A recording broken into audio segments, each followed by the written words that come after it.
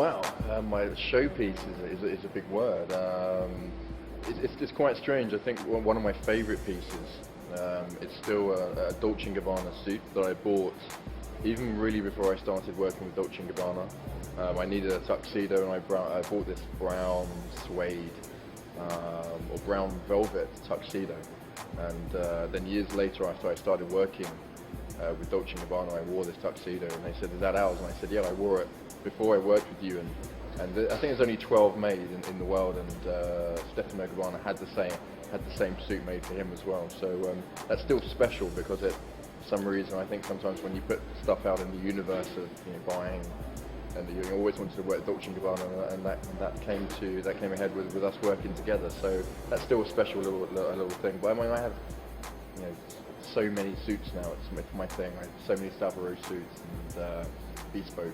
I only really have something if I'm going to an event, or going to a big premiere or a red carpet event for Dolce & Gabbana, then they dress me for that. It's quite weird as a model and being in fashion. Then kind of all the comments are about your appearance, I think, especially being a model. So that's what people comment on. So my favourite comments are sort of this year, and we were talking. I started a charity. I started my own charity, and we raised about £250,000 on our first initiative. And someone sort of said to me, clearly you're a lot more than just a pretty face. And actually, sort of stuff like that is, a lot of people don't use their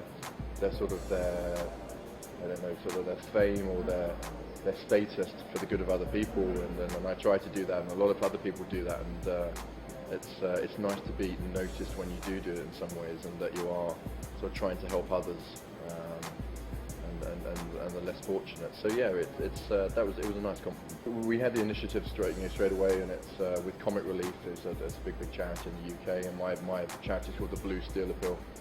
And I have about 3 or 4 charities.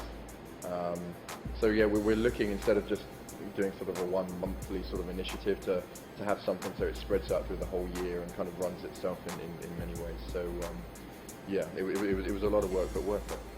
If I could wear a 3-piece suit every day, I'd wear a suit. I love suits. I love the tie. It's very easy for me to put together. People think that's strange, because they find it so hard with the combinations, but I don't. But staple apart from that is probably just a pair of trousers. I mean, t-shirts. I own so many t-shirts. It's untrue. So just plain t-shirt, jeans, and a good pair of shoes. And always, I have an expensive addiction to watches, so there's always a different watch on my wrist. I don't own sneakers. I don't own a pair of trainers or stuff, apart from running.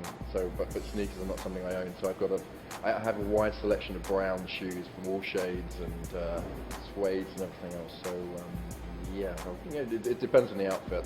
It's funny. I kind of sometimes match my watch strap to my shoes or my belt and go that far. They're pretty